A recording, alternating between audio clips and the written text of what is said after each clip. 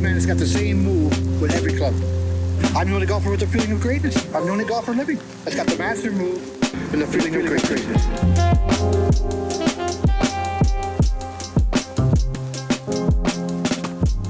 Hey, welcome to the Feeling of Greatness podcast. I'm here with Roberto Lebrija. I'm so excited today to have him on the show because I got to tell you that we've been waiting for a single plane winner out there on a major tour. And I'm not surprised by any means because I know how talented Roberto is and I know him really well in his golf swing. But it is so great to see what's going on. So I brought Roberto on the show today and I'm so excited to talk to him because this is very exciting. And a little background, though, about Roberto is talent. It's just the word that I have to use when I talk about Roberto is how talented, and he's such a great guy. You got the combination of two very important things to me are not only an incredibly great golfer, incredibly talented person, but a great person and human being. So, Roberto, thank you so much for spending the time with us. I know you're busy. I know you have to get to it. You probably playing a practice round today. Are you there playing a practice round? Yeah. Well, I played a couple practice rounds these few days, so I'm only going to play 9 holes today. So I got some time. Oh, you've played the course probably before. Yeah, it's my it's like my weekend home course, so I know it better than I know my own hands. So yeah, sometimes there's more pressure when you're on your home course because you expect to birdie every single hole. So yeah, no. So gosh, fill me in because we haven't had a chance to talk much. I know texting all week. You played well the first round. I know you had a lot of confidence going into the last couple of rounds. Is that the course? I had a question. Is that the course you shot 62 on last year?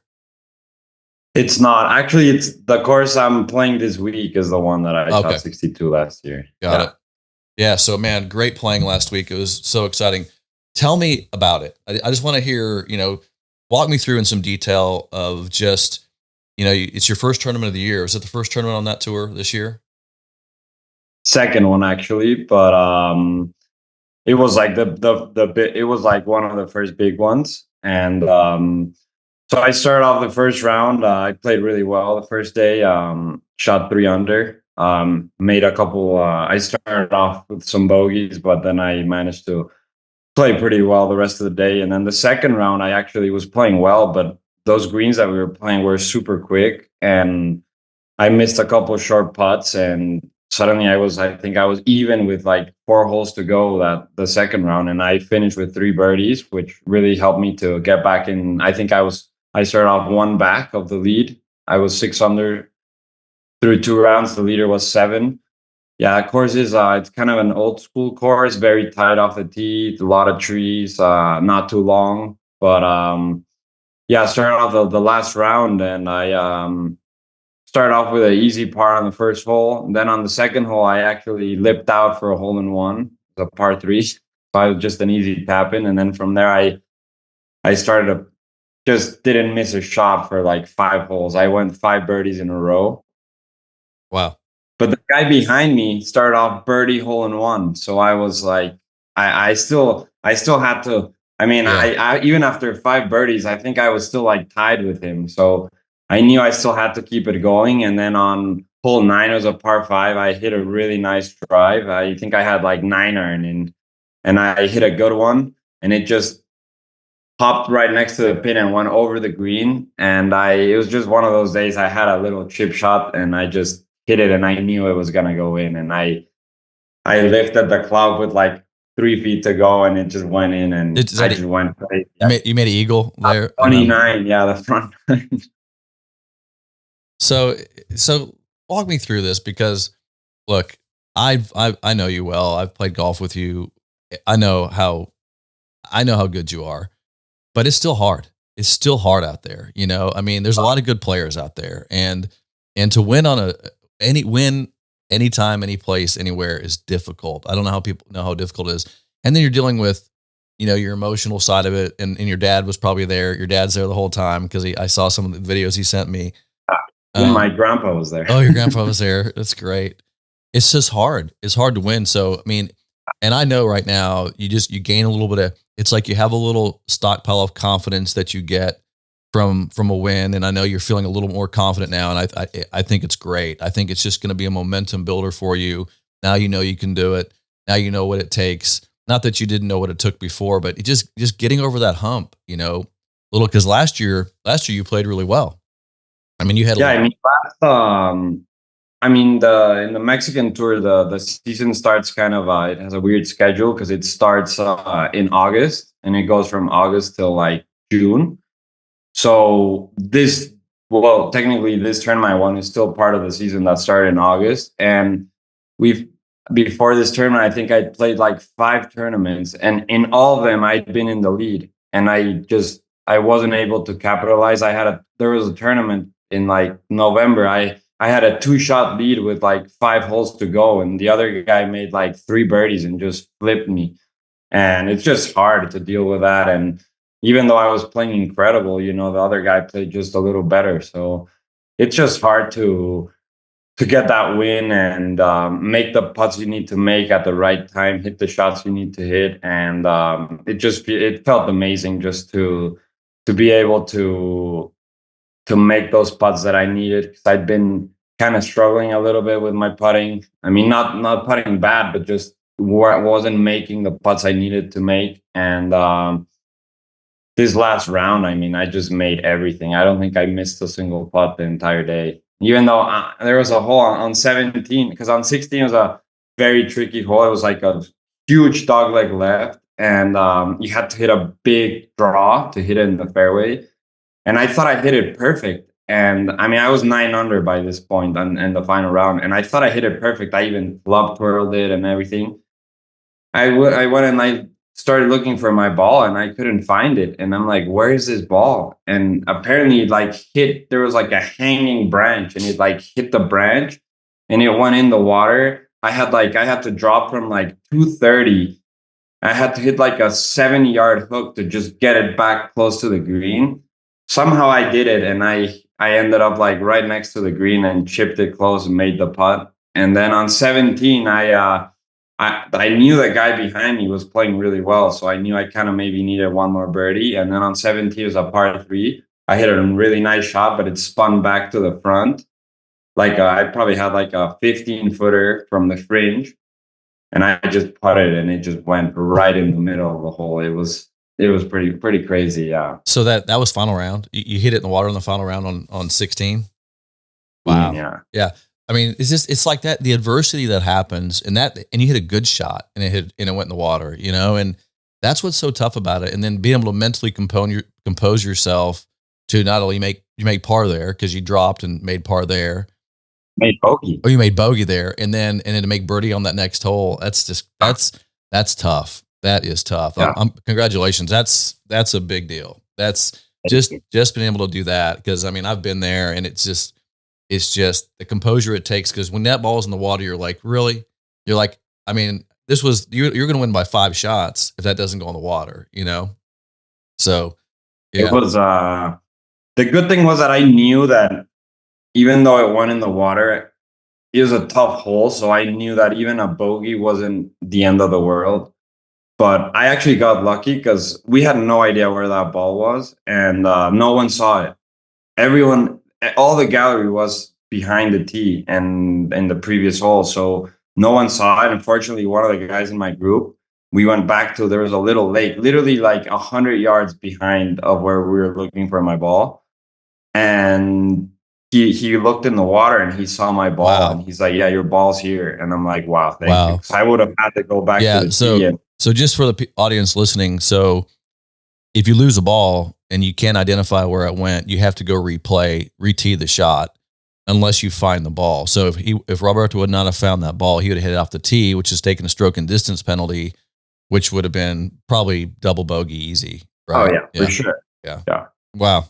Well, man, well, you needed good luck. You deserved it, because I mean, last year you had some bad luck, last year. So that's a good shot with bad luck, and then good luck on top of that. So you deserved every bit of that. Yeah. That's awesome. It was pretty awesome. Yeah. Yeah. And on that last hole, it's a short par 4, but there's like OB left and then trees to the right. And usually I hit driver there every day and hit it close to the green. but I was like, I knew I had like a 2 or 3 shot lead. So I was like, there's no need for me to hit a driver. And I hit a 4-iron, perfect, right in the middle of the fairway. I had the toughest shot in the whole course. I had like trees blocking me to the green, OB long. I mean, the pin was tucked. I was like, what did I do?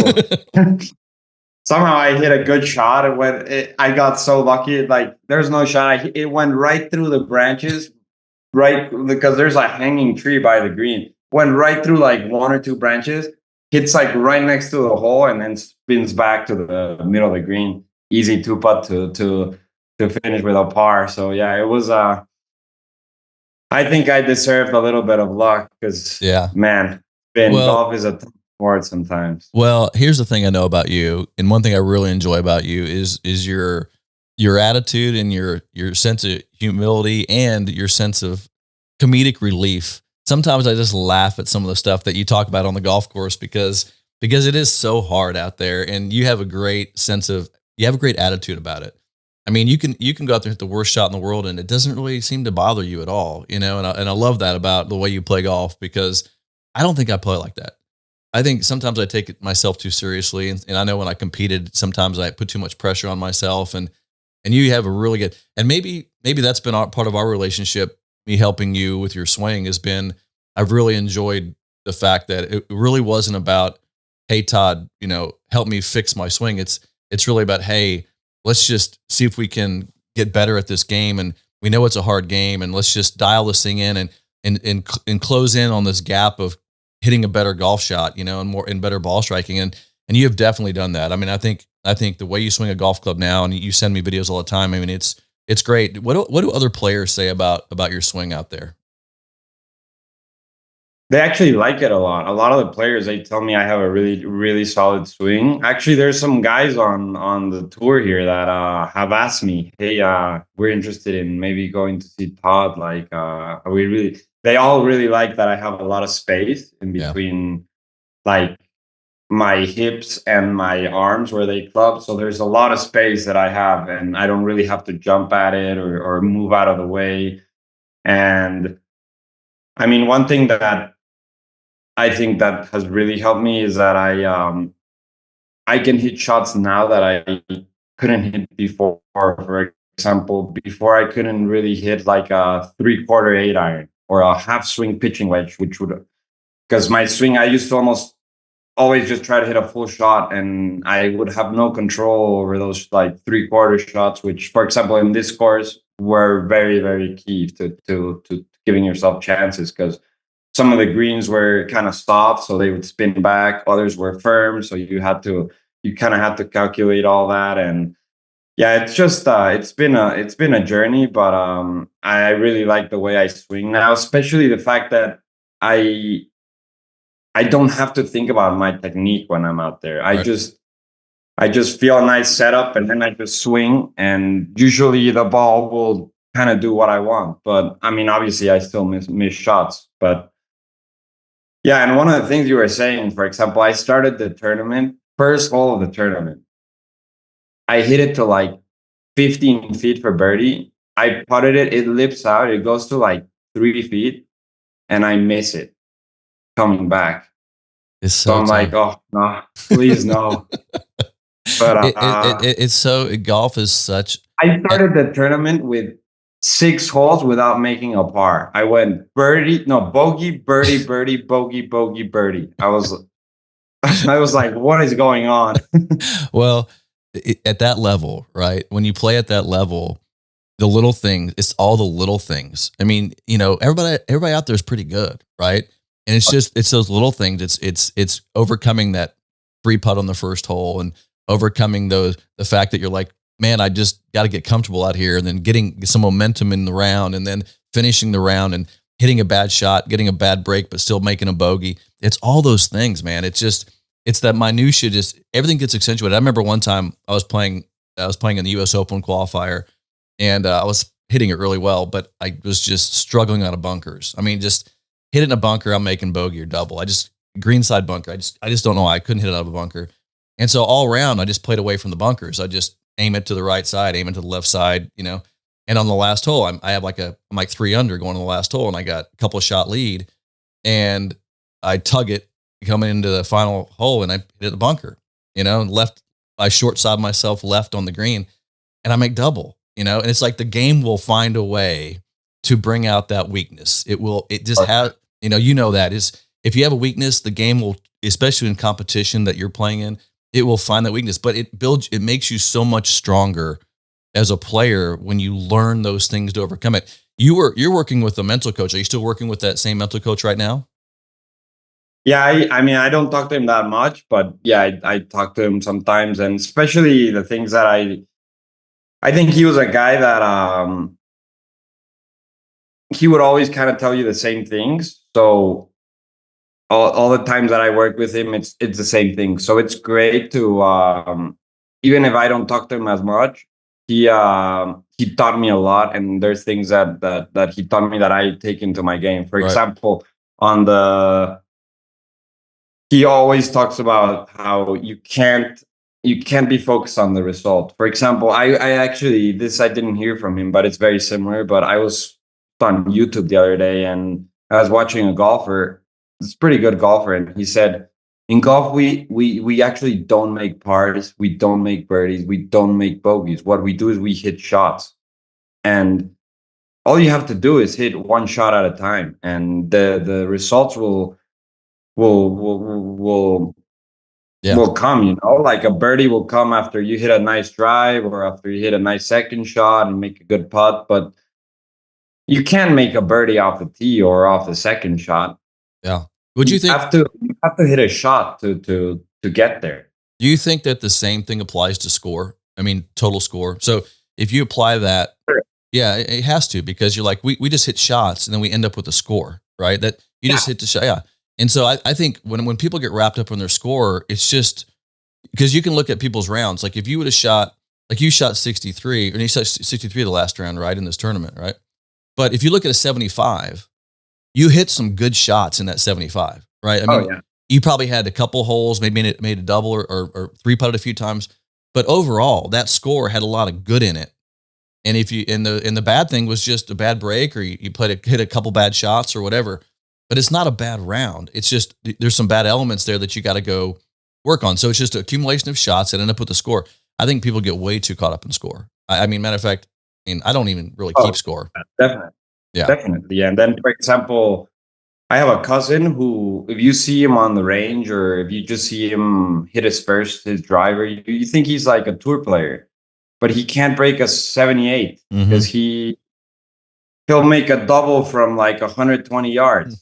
And you can't do that. You can't, especially at the level we play now, one shot can cost you everything. One shot. And it's just, it could be a bad decision. It could be you hitting it to the wrong place, hitting the wrong club, or just having a tough break or something. But after all, it's just an accumulation of all the shots you hit. And for example, I didn't go out that final round thinking, I'm going to shoot a 63, Right. I just wanted to go out there and play well, hit some good shots. I knew I was playing well. I knew I was hitting my wedges well. I knew I was going to give myself chances if I kept it in the fairway, especially that back nine. That back nine, I didn't even take the driver out. I just hit 3-woods off the tee. Yeah. And my 3-wood was going a long way, so it was fine. Even there's some par 5s I hit 3-wood. Actually, I took one driver out on a par 5, but there's another par 5. I knew, for example, right now with my driver, I can't hit draws anymore with my driver, which I used to always try to hit. It's always now a straight ball or a fade. Right. And there's this par 5, hole 12, that there's some hanging branches on the left side.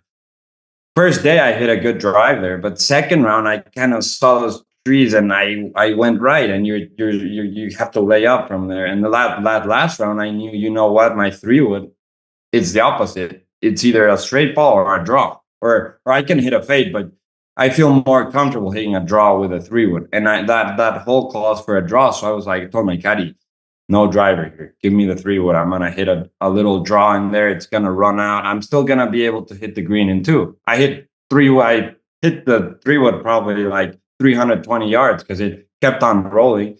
I had iron into the green. And if I would have taken the driver, like all the other guys in my group, I might have hit it a little right, and it could have been a different story because I ended up making birdie on that hole. If I would have to lay up, maybe I make a par. The other guy behind me makes a birdie or an eagle, and he ties me or something. So there's sometimes some decisions you take are very important, and you just gotta trust how you feel and what you think is best for that hole. And it's really easy to get ahead of yourself. Start thinking, oh, I need to make birdie here. I need to hit it, whatever, like I just made a bogey. I need 2 more birdies to come back. It's really hard to stay away from that. But if you learn how to just enjoy that shot you're hitting and to the best of your abilities, try to hit the best shot you can, and then just forget about everything else. Just concentrate completely on that shot, which is very easy to say but hard to do out there. You're gonna do better because your results are gonna be better because, like I said, the score is just a result. No one goes out there, and even Tiger didn't go out there and on the first round of the U.S. Open say at Pebble, oh, I'm gonna win by 12. No, he just went out there, kept to his strategy, played well, made putts, and then at the end of the day, oh wow, I shot a 65, I won by 12. Wow, yeah, but it's a result. That's a great lesson. I mean, to me, you just refresh that, how important that is for me. I think everybody listening to this should take that advice, because it's a game where you just play the shots in front of you, enjoy that shot that's in front of you. I like that comment. Enjoy the shot that's in front of you. Yeah. Hit the best shot you can. And you're a master at that. I mean, that's one skill I've seen you really, when I've played golf with you, you play that shot, you just play that shot that's in front of you. And then you're like, okay, I let it go and I go deal with the next shot, one shot at a time. And you also have a real appreciation for, you appreciate golf shots in a way that, that, you know what I'm saying? You appreciate a good shot, and you appreciate even a bad shot because you tend to learn from the bad shots or whatever. And you don't take it that seriously. You don't overanalyze it.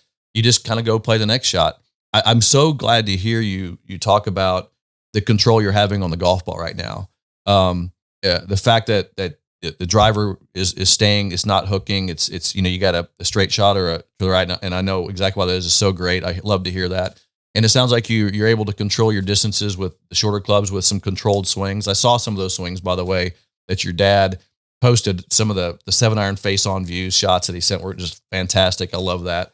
So, man, I'm so proud of you. I really am so proud of you and what you're doing out there. So I'm excited for you. And one of the things that I want to add, for example, when I was really struggling with off the tee back a few years ago, I was still playing tournaments and stuff like that. So I'd hit one way offline.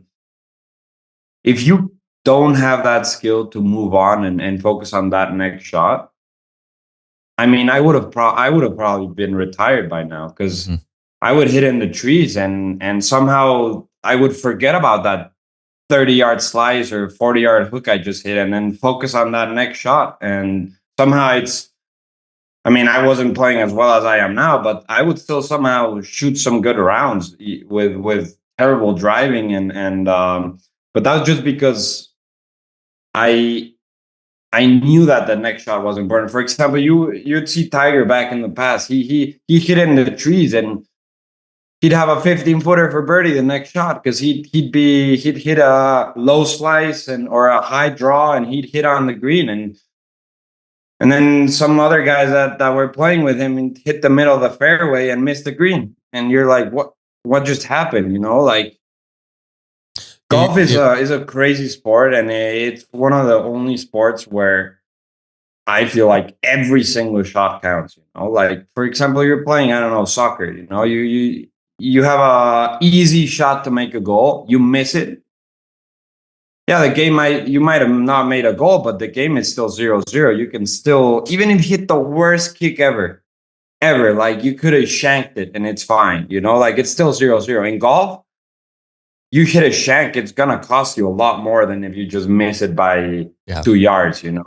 Yeah. So it's a sport where you really have to be focused, and you can't really let a bad shot affect the rest of your round, Yeah. because, and a lot of times, especially guys who are trying to break 90, break 80, they hit one bad shot and they're like, oh my God, what am I doing? I have to Yeah. fix my swing. I have to do this. I have to, instead of just being like, okay, I missed it, whatever. The next shot, I'm going to do a good swing and see what happens. Yeah. But it's Well, hard to do that. So, and I coach this, and I don't think I'm good at coaching this, but people always ask me, well, when you hit a bad shot on the course, what do you do? And I'm like, nothing. I just go back to making good swings, right? Yeah. I don't try to fix anything, and you don't either. You just go make good swings. You've put the hours in, and I gotta tell you a story about you, which I don't know if you remember, but we were in Phoenix and we were working on the range, and I was afraid to make a change. I remember saying to you, look, I'm gonna make a big change here. I don't want, and you said, Todd, you're talking to me. And what you meant by that was, I'll work through this. You just tell me what you want me to do, and I'll figure it out, because I'll work my way through it. There's a level of confidence that you build the swing. You put the time in, build the swing, and then you just go trust that and use it. Is it going to hit some bad shots? Yeah. Golf, you will hit bad shots. I hit bad shots. You hit bad shots. But you always know that the swing is there, and that you just get it back on track, and you just keep getting it back on track, and you'll hit some good shots, and you play it one shot at a time. And you're really good about that. I think you're a good coach as well. I think you're really good about helping people understand that it's a game where you play one shot at a time, but you got to build that swing so you can go out there and trust it. And then, and you're willing to put the work in and make the changes. And we've worked through some of that in the last couple of years, but you're good at coaching that. And then it's really good to hear you talk about that. Yeah, it's one of the things I think I've had to learn throughout the years. And for example, I played the first round with one of my good friends here, who's a good player, but he's been kind of struggling with his swing. And you could tell. I mean, you can tell that. I mean, we started off, and I think it was like hole 3 or 4, he hit a big hook. And I could tell that at that moment, his round ended, because he's golf swing, golf swing, golf swing. What I have to do? What did I do wrong? Instead of just, okay, I missed it, hit the worst shot ever. It's fine. I'll do the same thing I was doing, because I know I can hit shots. And obviously, he ended up shooting a really big number. Shot probably like, I don't know, like 5 or 6 over. But if he wasn't thinking of that, if that one swing didn't affect him that much, he could have probably shot under par that day. Yeah. I mean, his iron game was stellar that day, but you could tell that with off the tee, he was just thinking golf swing. He was trying to fix everything, and do you think it's fun to do that. Do you think all of your struggles, and I know the answer to this, I'm just asking this hypothetically, but do you know the struggle you've had, before I met you, and, you got so much swing speed, and, you really have to dial your swing in, and obviously you're learning to control that speed. But do you think all those struggles have really helped you to this point? I mean, how has that been a blessing? Oh, for sure. Been a blessing. Yeah. I think so. I mean, obviously I could say, yeah, you know what? Like, I wish I would have been on tour when I was 20, but if you don't learn from those things, and you don't think that those things have made you who you are today, and I mean, I could have maybe never struggled with my driver or with my ball striking, and maybe I would have never developed my short game, or maybe I would have never developed the attitude I had, or Yeah. you never know. So it's way better to think. I mean, I can't tell for sure, but I know for a fact that if I just learn from those things and I get through it and I don't give up, it's gonna make me better. So giving up's the problem. Giving up's the problem. Yeah. Sure. Yeah. I agree. Giving up the problem. Yeah, I agree. It's that learning from the mistakes, learning from the frustrations, because you have been through as many as anybody, frustrated with your swing, your ball striking, your playing, but you always knew behind the scenes that you were going to figure it out, work your way through it. And that has been a massive learning experience, but that is golf. That is how we do this. That is, and I tell people this all the time. I've never seen anybody good at golf that didn't work at it. Like, you have to work at this game. and you got to put the time in. You got to build the skills, and then you got to go learn from it. And you got to play with it. And just because you're good at it doesn't mean you're always going to play well. So it's an amazing game. I think that's why we love it so much. I think it's why it's the most challenging game in the world, and I think it's why it's going to take guys like you that have built that courage and that skill level that'll be able to win tournaments. And it's just I wish people understood that, what it takes. And you definitely have done that. You deserve every bit of it. And I know you're going to do some amazing things going forward. Thank you, Todd. It's been a long journey, but it's crazy to think. I was almost about to give up right after college. Not give up, but give up like my dream to be a professional golfer. I always wanted to play golf. I can't live without golf. But I started working after college. I had a 9-to-5 job for 6 months, and I wasn't practicing, but I'd still try to get better. I'd still try to go at 7 at night to the range, hit some balls. But yeah, I'm very happy that I stuck to my gut, and that I decided that it was time to make that call to move to try to play professional. And I think one of the biggest things that helps you is just competing. Yeah. Even if it's competing with your friends, Right. Yeah. If you don't have anyone to compete with, it's very hard to get better.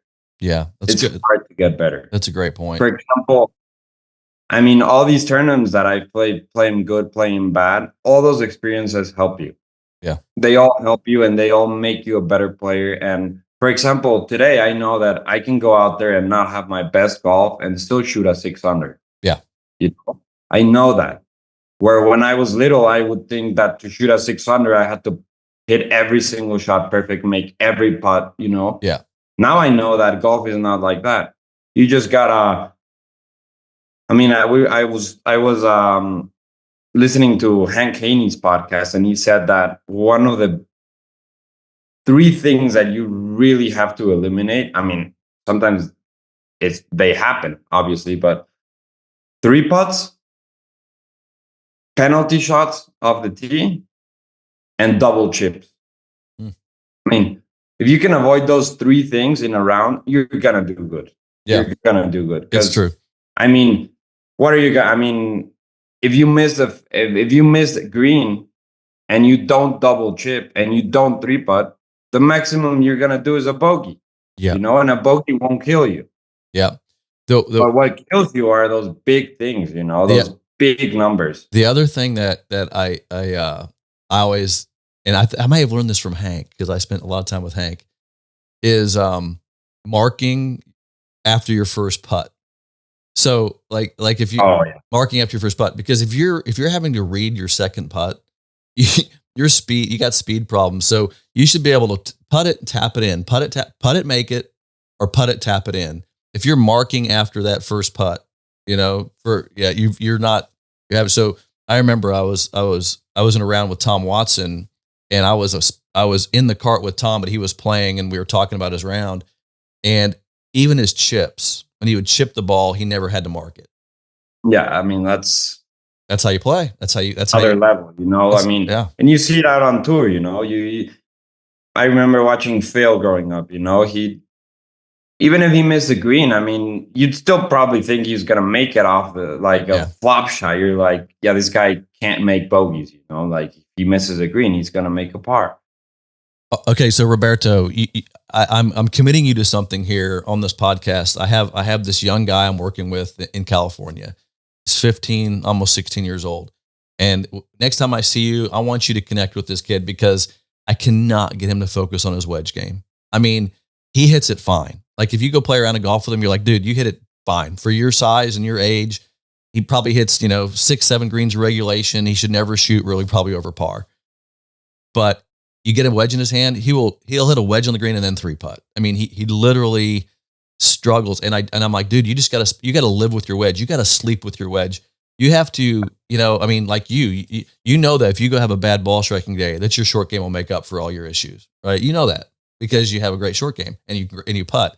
And that's what you have to build. You got to build the bottom side of your game, especially at the level you're playing, because I know that if you go hit 17 greens regulation, that, you're going to shoot some low numbers. I know that if you go hit 10 greens regulation, you should still shoot even par or better. You probably should shoot 4 or 5 under, right? I remember one time this is a junior golf tournament. We went to Puerto Rico, and it was a Puerto Rico junior golf. It was an AJGA tournament. And I went with one of my friends, and we were staying together. And we got paired the last round together, and we made a bet. We're like, okay, whoever has the higher round today has to pay for the hotel today. My friend we were playing together. He hit 18 greens in regulation, all of them. Didn't miss one. I don't think he missed a single shot all day. He shot 3 under. I hit 4 greens in regulation. I shot 3 under. He was so mad. That's it. That's how you do it.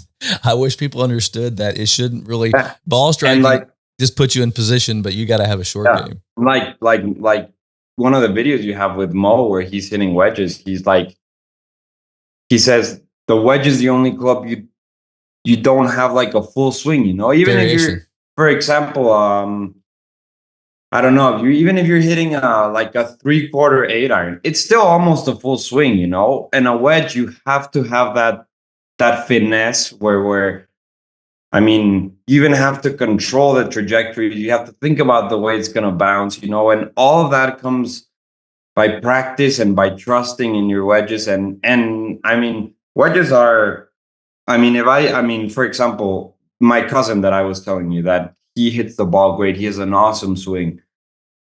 I don't think I've ever seen him hit a wedge close to the hole. And I've seen him hit 270 yards 3-woods right next to the hole. But I have never seen him hit a wedge close because he probably never practices wedges and he probably doesn't care about wedges. And wedges, for example, if I didn't have good wedges this week, I would have finished 20th, Yeah. Well, what funny thing is that people don't know about Mo is that when he would do a clinic or when I would go spend time with him, he would always talk about the wedges before any of his ball striking. He always talked about wedges before his ball striking, how important the wedge can save your game, how this is the club you should spend all your time with. Then he would hit golf balls. Everybody was amazed at his golf swing.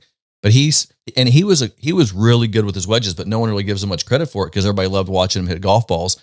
But he was an amazing wedge player. And back when he played, he didn't have the crazy lofted spinny wedges with all the face angles and stuff. Now he basically had to control it with the crap that they were playing with back in the day. So he always talked about how he would like to 2-bounce a wedge and how where you got to leave it below the hole. He had so many things he did with the wedges that people never really paid much attention to, but he understood the game and he understood how important the wedge game is, and how important it is to putting. If you're hitting your shots 10 feet past the hole and you're having downhill sliding putts all day long, you're hitting bad wedge shots into the green. That's a strategy problem. That's not a putting problem. Right. So yeah. For example, at last round I was playing, on hole 14, it was a par 4, kind of tied off the tee. I hit a 3 when I tried to hit a little draw and it just went straight and it took a bad hop and I was probably like 100 yards from the hole, but I was blocked out by some trees and I had a decision I had to make. The pin was in a very tough spot and I could have either hit it in between a small gap towards the bunker by the green, or maybe if I got lucky, bounce it up and go in the green.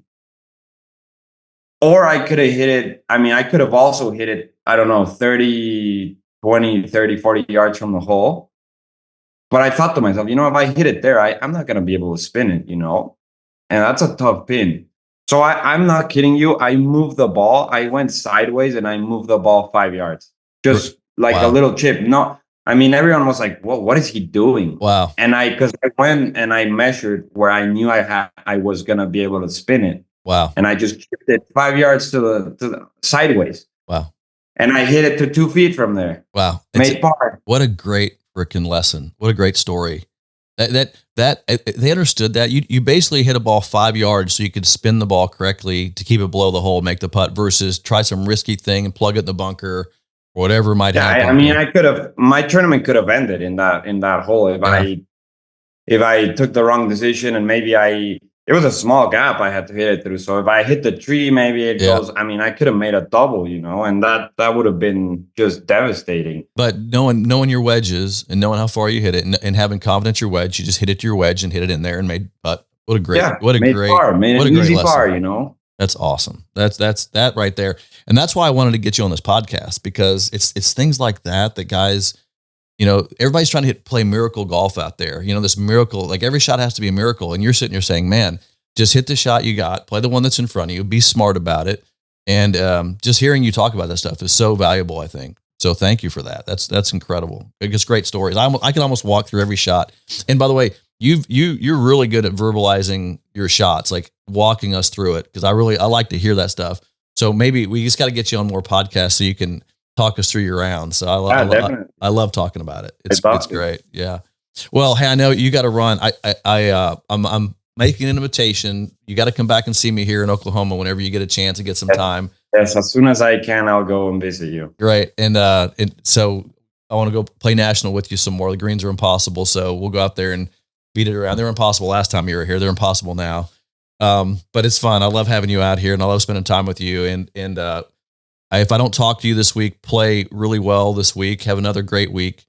Shoot some low numbers, shot by shot, but you'll do that. And thanks so much for hopping on here with me. I really appreciate you. Of course, thank you for having me and for those kind words. Thanks, Roberto. All right, well, say hi to your father, and I'll catch up with you this week sometime. Sounds good. See ya.